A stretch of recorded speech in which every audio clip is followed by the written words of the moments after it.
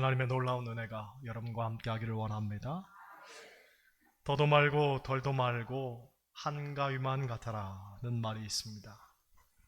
이 말의 유래는 두 가지 때문입니다. 하나는 날씨가 덥지도 춥지도 않고 딱 알맞기 때문에 그런 것이고, 다른 하나는 추수와 수확이 막 끝난 시기라서 모든 면에서 풍성하고 넉넉하기 때문이라는 겁니다. 그래서 옛날 머슴을 거느리고 있는 집에서도 추석 때만큼은 머슴들에게 꼭 새 옷을 장만해 줬다고 하고, 또 구걸하는 거지도 추석 때만큼은 아무 집 대문이나 두드려도 먹을 것을 수북하게 얻어갔다고 합니다. 바라기는 이번 명절이 여러분 모두에게도 풍성한 행복을 누리는 시간들 되시기를 바랍니다. 신문을 보니 명절에 피차간에 조심해야 할 말에 대한 기사가 있었습니다. 먼저 며느리가 시어머니로부터 듣기 싫은 말입니다. 3위, 네가 복이 있으려니까 우리 아들 같은 남자 만난 거야. 2위, 오랜만에 왔는데 우리 아들은 말랐는데 너는 살쪘구나. 1위, 곧 있으면 신우이 오는데 좀 더 있다가 보고 가야지. 이 말들을 며느리들이 싫어한다고 합니다. 반면 시어머니도 며느리로부터 듣기 싫은 말이 있다고 합니다. 3위, 어머니 음식이 짜요. 어머니도 이제 연세가 드셨나 봐요. 2위, 어머니 그런 건 말 안 해주셔도 인터넷 보면 다 나와 있어요. 1위, 아들 흉보는 말은 다 싫어한다고 합니다. 참고로 학생들 싫어하는 말 1위는 너 공부는 잘 하니? 하는 말이고, 청년들 싫어하는 말 1위, 앞으로 계획은 뭐니? 입니다. 그리고 공통적으로 싫어하는 말, 나 때는 말이야 하는 말하고, 다 너 잘 되라고 하는 말이야 라는 말 싫어한다고 합니다. 잘 기억하고 계셨다가 삼가 배려하고 조심해서 추석을 알차고 즐겁게 보내시길 바랍니다. 할렐루야. 오늘 본문은 열매에 대한 이야기입니다. 여러분, 추석이 추석다운 것은 풍성함 때문이고, 가을이 가을다운 것은 열매와 수확 때문입니다. 농부가 한여름의 땀과 노고를 모두 잊어버리고 큰 기쁨과 보람을 느낄 수 있는 것, 가을에 풍성한 수확이 있기 때문이죠. 그래서 가을은 그 어느 계절보다도 풍요롭습니다. 육당 최남선 씨의 가을이라는 시가 있습니다. 밤은 아람이 굵고 대추는 볼이 붉구나. 감은 침이 들고 배는 거품이 얇구나. 가을의 풍성은 과실이 먼저 알리는구나. 생각만 해도 마음이 즐겁죠. 그런데 결실과 수확은 자연에만 있는 것 아닙니다. 어떤 면에서 보면 우리 인생도 매일 무언가를 심고 거두는 생활의 연속입니다.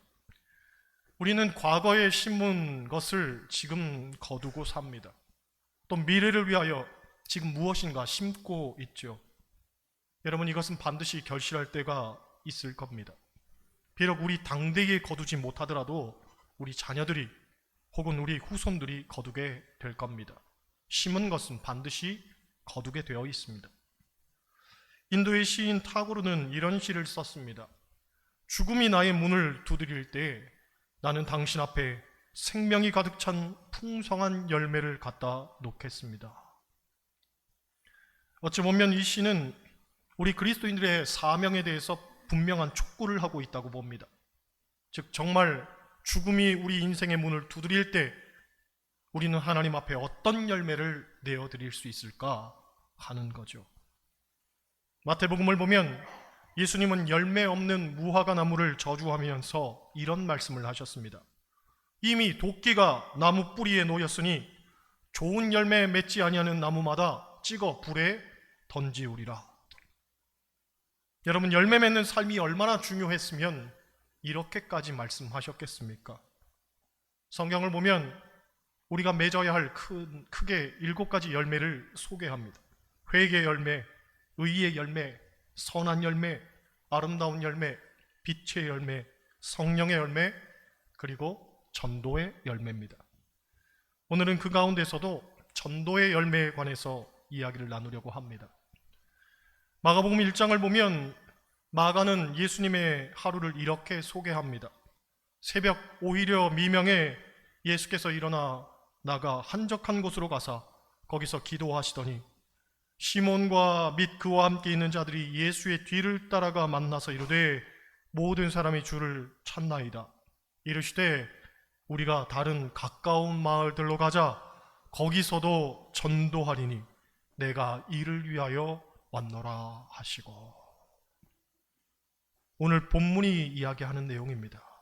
내가 이를 위하여 왔다. 즉 예수님은 전도하러 오셨다는 거죠. 기실 예수님은 중요한 순간마다 전도의 명령을 하셨는데 부활하신 후 처음 제자들에게 하신 말씀도 전도였습니다. 요한복음 20장 21절입니다. 예수께서 이르시되 너희에게 평강이 있을지어다. 아버지께서 나를 보내신 것 같이 나도 너희를 보내노라.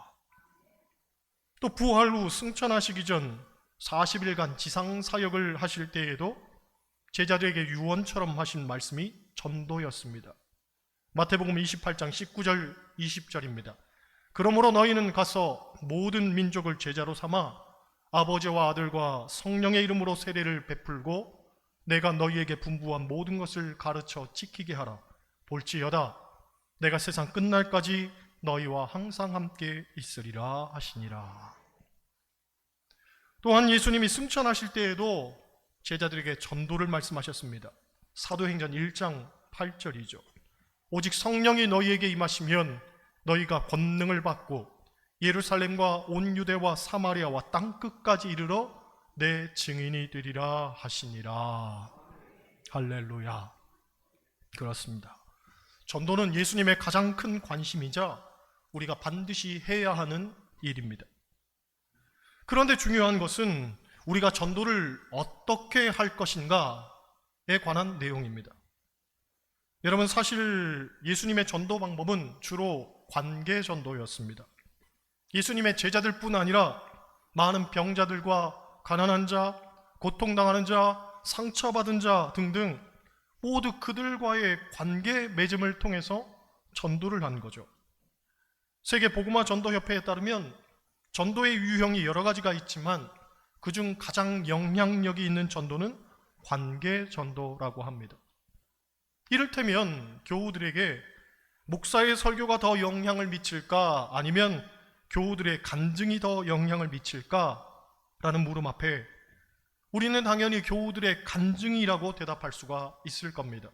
왜냐하면 목사의 설교는 목사님이니까 저렇게 말하는 게 당연하지 라고 생각하는 반면 교우들의 간증은 자신들과 똑같은 입장에서 똑같은 삶을 사는 사람들이 달라지고 변화된다는 점에서 강력한 권고의 힘을 갖기 때문인 겁니다. 생각해보면 불치의 병을 가진 사람이 예수님을 만나 병을 고침받고 술주정뱅이가 예수님을 만나 그 좋아하던 술을 끊고 사업을 하다가 쫄딱 망했는데 예수님을 만나 절망을 극복하고 소망을 갖게 되며 온갖 불화와 다툼을 일삼던 가정이 예수님을 만나서 사랑과 평화의 보금자리가 되었다면 그것이 다 우리 삶의 모습이기 때문에 내게도 일어날 수 있는 일이라는 도전과 확신을 주는 겁니다. 그런데 이것은 긍정적 영향에서도 쉬이 적용되지만 부정적 영향에서도 마찬가지로 쉬이 적용된다는 점에서 우리에게 큰 경각심을 줍니다. 즉, 세상에서 믿지 않는 사람들과 만날 때 우리가 저들에게 예수 믿으라고 하면서도 우리 삶이 마치 예수님이 없는 것처럼 산다면 그 말이 설득력을 갖기 힘들 뿐 아니라 오히려 하나님의 살아계심에 대한 부정적 생각을 끼치게 하는 건 당연한 일일 겁니다. 그러므로 우리가 그리스도인이라면 다른 선택을 하고 다른 삶을 살아야 합니다. 예수 믿기 전과 예수 믿은 후가 분명히 달라야 하는 겁니다. 오이코스 전도 폭발에서 가르치는 관계 전도를 잘하는 사람들의 7가지 습관이 있습니다. 첫째, 기도와 말씀에 날마다 집중하는 습관입니다. 이웃의 아픔이 나의 아픔이 되고 예수님의 마음이 내 마음이 되고 영혼을 향한 하나님의 이 아픔을 헤아리는 것, 그 일은 오직 기도와 말씀을 통해서만이 가능하다는 겁니다. 둘째, 성령이 주도하시는 단순한 습관입니다. 오늘날 교인들이 사역을 할 때의 가장 큰 장애는 너무 바쁘다는 겁니다. 그래서 우리가 주님께 초점을 맞추고 집중하지 않으면 금세 세상 일로 분주하게 된다는 거죠. 로버트 콜만이라는 신학자는 말하기를 예수님이 제자를 선택하는 기준은 단 2가지였다는 겁니다. 단순함과 열정. 단순함과 열정, 이 2가지만 보고 제자들을 선택하셨다는 거죠. 여러분, 삶이 복잡하면 안 됩니다. 영혼 구원을 향한 단순한 열망이 우리를 전도자로 세우는 것입니다. 셋째, 성령과 기쁨과 감사가 충만한 습관입니다.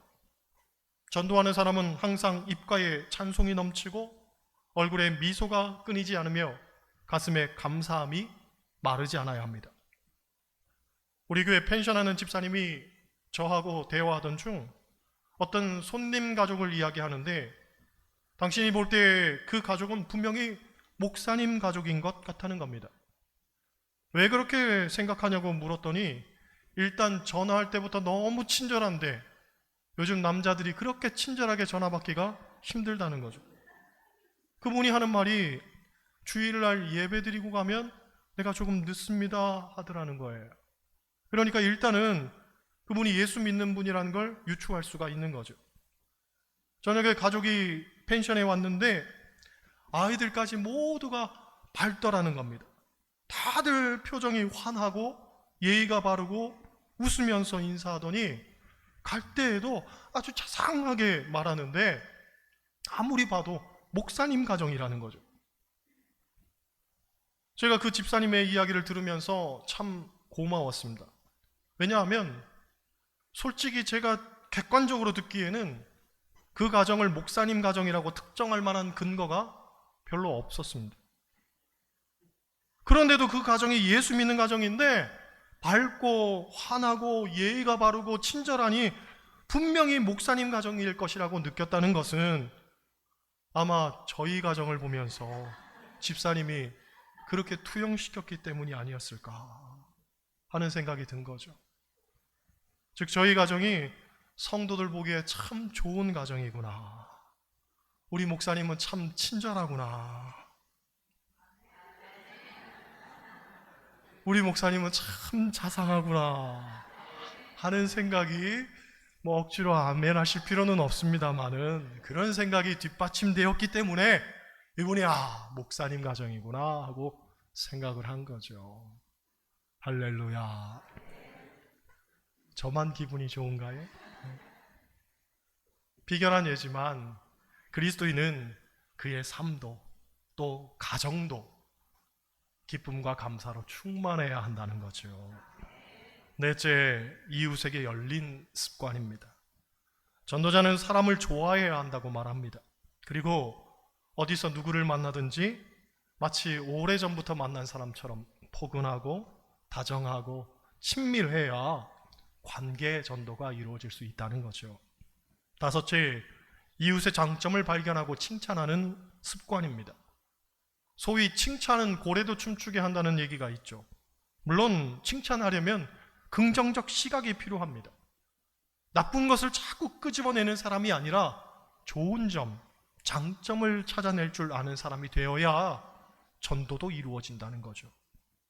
여섯째, 이웃의 필요를 도우려는 적극적 습관입니다.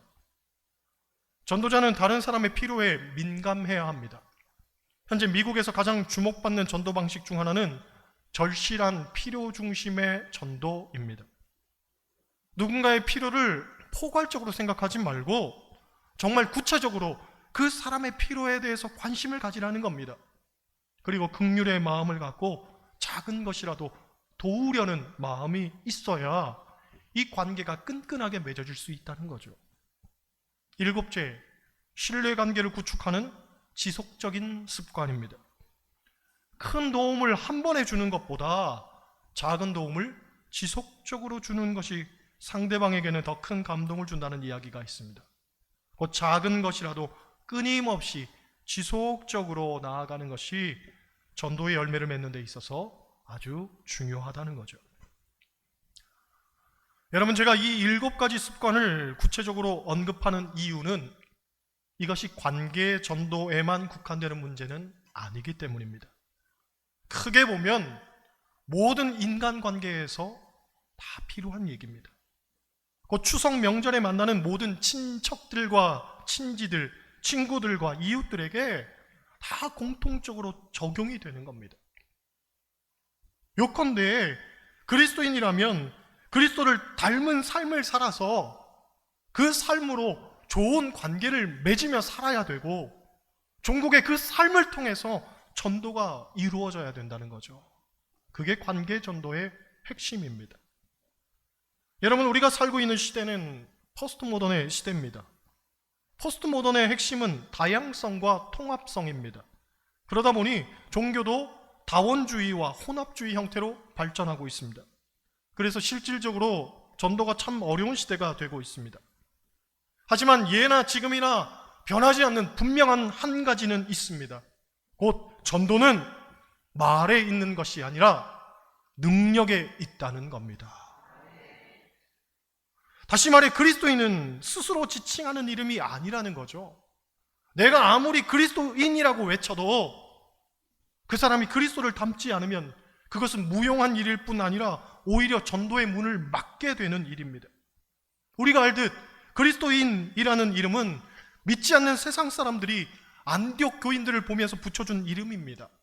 그들이 너무나도 예수님을 닮아 살았기 때문에 저들은 정말 예수님 닮은 사람들이구나 하고 생각해서 붙여준 이름이 그리스도인입니다.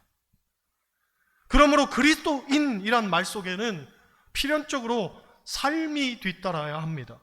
거룩하고 정결한 삶, 사랑하고 용서하는 삶, 이해하고 용납하는 삶, 무엇이든지 바라고 믿고 견뎌내는 삶, 세상과는 확연히 다른 그 삶이 우리에게는 필요한 겁니다.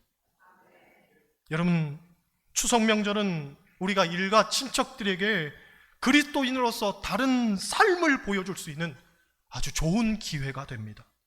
말에 있어서, 행동거지에 있어서 정말 예수 그리스도를 닮은 삶을 보여준다면 이보다 더 좋은 관계 맺음은 없을 겁니다. 모쪼록 이번 명절이 그리스도인의 정체성을 아름답게 드러내고 하나님께는 더욱 영광 돌릴 수 있는 그런 귀한 시간 되시기를 주님의 이름으로 간절히 축원합니다.